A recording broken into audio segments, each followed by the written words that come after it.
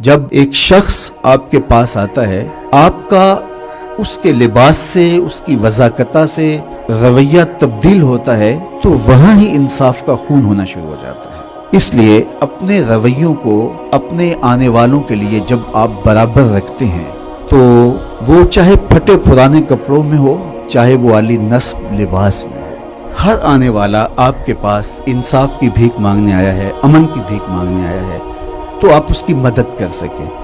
غریب کے ساتھ آپ زیادہ نرم رویے سے پیش آئیں گے تو اللہ کی اور رضا آپ کو نصیب ہوگی۔ میرے حضور کا رویہ ان لوگوں کے لیے جن کو کوئی پوچھتا نہیں تھا اتنا خوبصورت تھا کہ ایک خاتون آئی اور وہ مسجد نبوی کے دروازے پہ کھڑے ہو کے حضور کو ہاتھ سے اشارہ کرتی، تو آقا کریم علیہ السلام مصلی سے اٹھ کے اس کی بات سننے کے لیے جاتے ہیں۔ اس نے کہا میں نے آپ سے کوئی باتیں کرنی، فرمایا کیجئے۔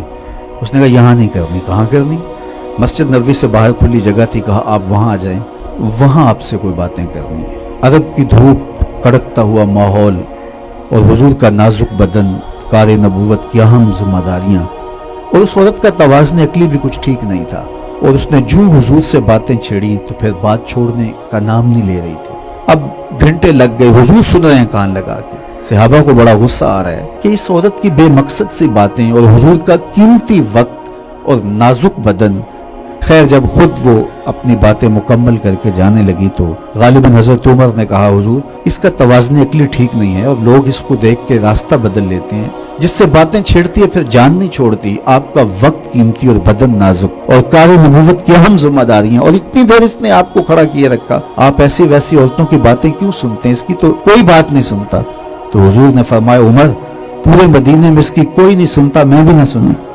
اور اس بڑھیا کو آواز دے کے کہا بڑھیا جب دکھڑے زیادہ ہو جائیں جہاں مرضی کھڑا کر کے محمد کو اپنی باتیں سنا لیا کرو۔ تو رویوں کی خوبصورتی آدھا دکھ ختم کر دیتے ہیں، اور ہم پولیس کا امتیازی نشان سمجھتے ہیں کہ مجرم سے ہماری نفرت نہیں ہے، ہماری نفرت جرم سے ہے۔ تو مجرم کی اصلاح کی آخری حد تک کوشش اور اس کے ساتھ ہمدردی کا ایک جذبہ اس اعتبار سے کہ اس سے بھی جرم سے بچ جائے۔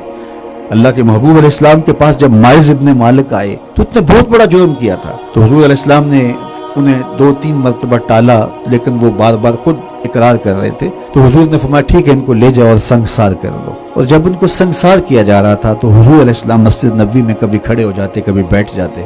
تو کسی نے کہا حضور خود ہی تو آپ نے حکم دیا ہے اور خود ہی رو رہے ہیں، چشمان اقدس میں آنسو ہیں۔ تو میرے حضور نے فرمایا وہ میرا عدل ہے، یہ میری محبت ہے۔